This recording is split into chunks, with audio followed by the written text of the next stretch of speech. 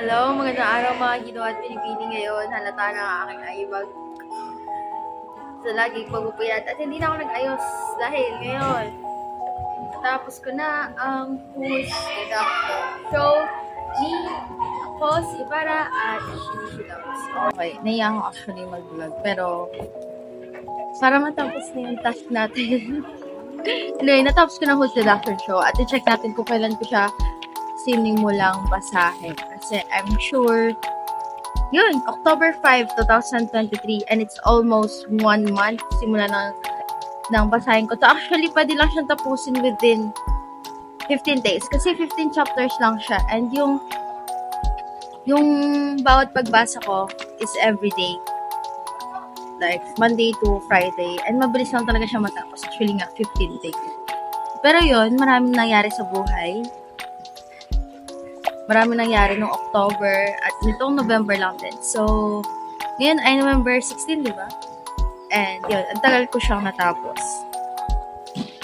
Ngayon, ang tanong, kumusta yung pagbabasa ng Host Deduction Show na collaboration nila?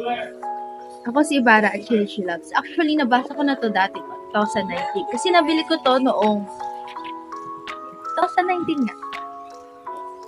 And, meron yatang bago ngayon yung Burst the X. And, mga nasa 435 pesos yata siya. Bala ko rin siyang bilhin at basahin, syempre. Kasi why not? Baka tungkol ulit to sa dalawang team na to. Teka, di ko alam paano bigkasin yung team nila, nila Matt, tsaka ni Amber, tsaka ni Gray, tsaka ni Jeremy, tapos Project Loki. Siyempre, nabasa natin ito. Si Jamie, Alistair, and Lorelei, tapos Loki. So, QED Club, and then Detective Quadrayo. Kaya. Hindi ko na alam. Pero yun.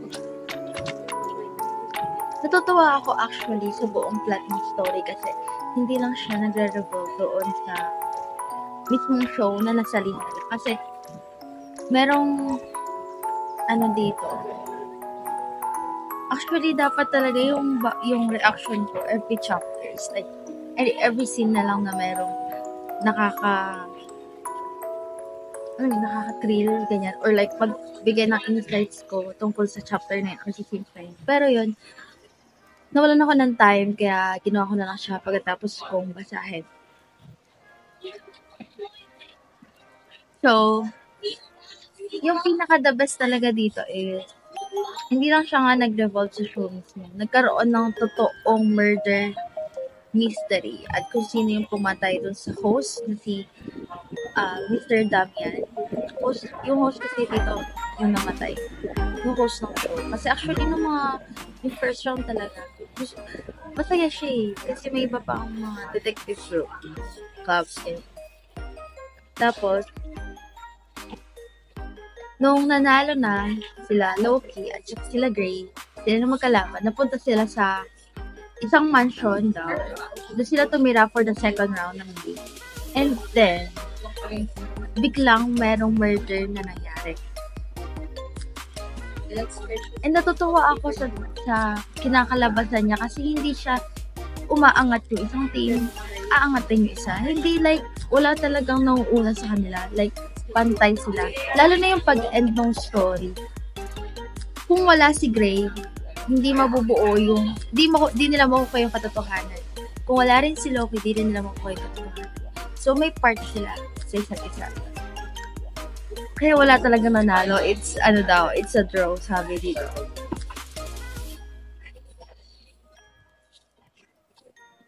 And, okay, ito, kailangan natin itong sabihin sa vlog. Kasi ang ganda ng pagkagawa ng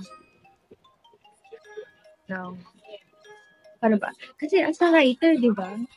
Nakaplano ko nung maisusulat mo at ang ganda ng pagkakagawa ng crime scene.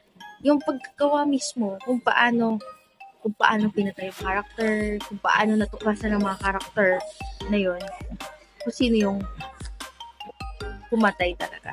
Diba? And yung point of view, laging kay Lorelai and Amber. Ay ngayon maganda kasi nakahati sila ng point of view. Kaya, okay yun. Overall, kung inaano ko siya, since nakakatuwa naman kasi talaga nung hinanto ko ito eh. Ito talaga yung reaction ko that time. Ang ganda, may natutunan din ako about sa codes. Maganda. I recommend na basahin nyo din siya. Pero, ewan ko ba, may mga hindi pa ba nagbasa nito? Kasi 2019 ko ito eh. Where's the X yung bala kong basahin? Yeah. Hindi ko lang sure kung this school year kasi nakadalawang libro na ako. Hanggang fourth quarter yung pagbabasa ko, diba? So, bala ko yung huli, yung I Love You Since 1892. Huli siya. So, wala pa akong pangatlo. Yung Where's the X kasi, hindi ko pa siya nabibili. Kaya, hindi ko pa siya mababasa. Pero, I think itong pangatlo kong babasahin is either slice of life ulit or fantasy na genre. Kasi, miss ko magbasa ng fantasy.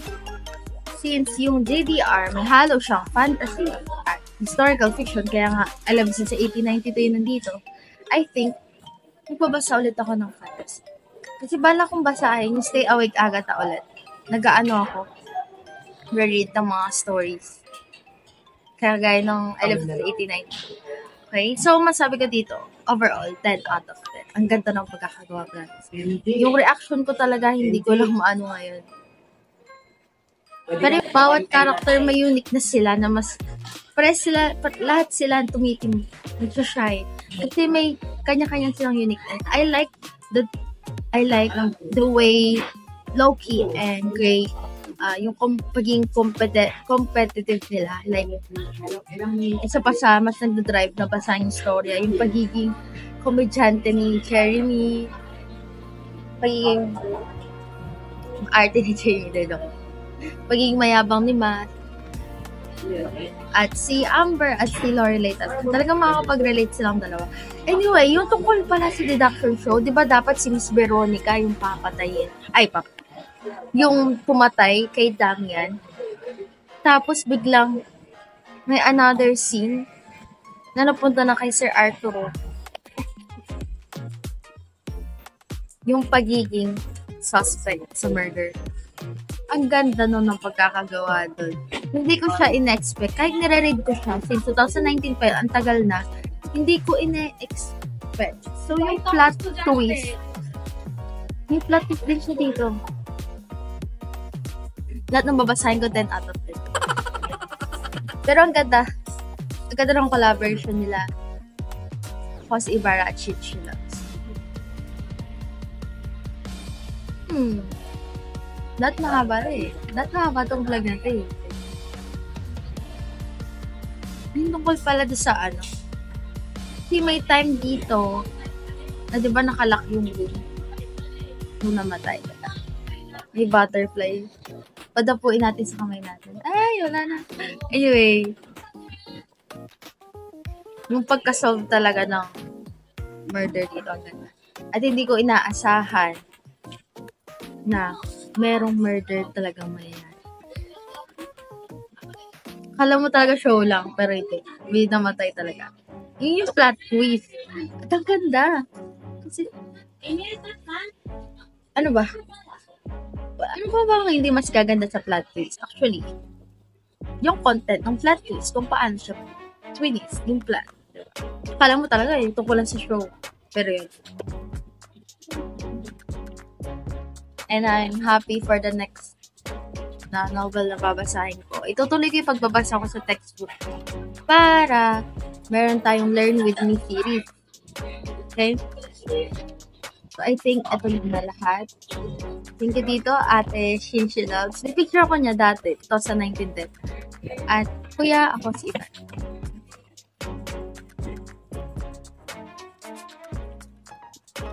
I think magpapaalam na ako and